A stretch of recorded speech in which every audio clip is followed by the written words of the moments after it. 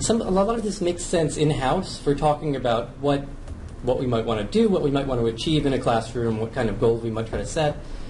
I'm having a difficult time. In some ways, I think this is connected to consumerism, but I guess the actual economics behind that consumerism, and part of why this legitimation crisis that you describe is what it is because the cost of university education really is rising, and there really are students or parents or whoever else paying, $60,000, $100,000 for this education.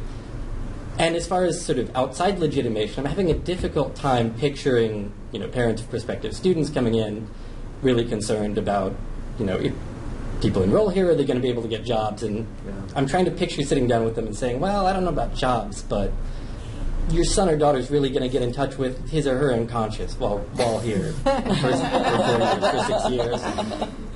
I want $100,000. Yeah. And right. I mean, I hear you. I mean, I think that economic hard times get scary in all kinds of ways, and people entrench in very reactionary ways.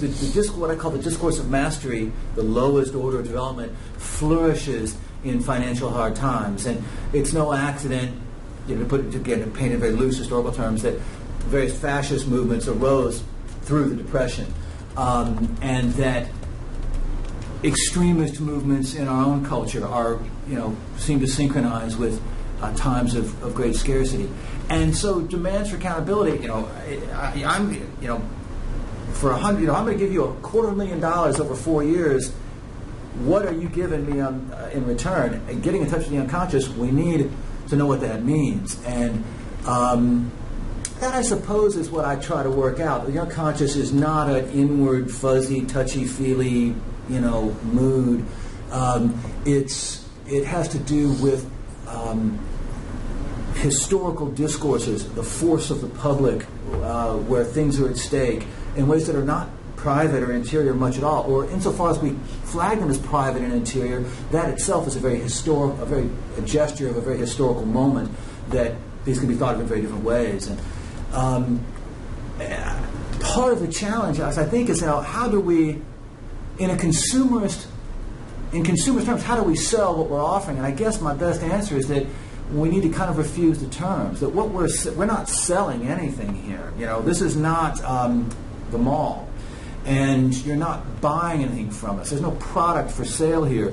What you're getting is opportunities for conversation with very different kinds of people, with very different kinds of expertise that will complicate your sense of the potentials of life. And if that's worth money to you, and you've got it, come on, but it's a very tricky. We're in a very tricky situation. This legitimation crisis, as economically driven, is very scary and has a very.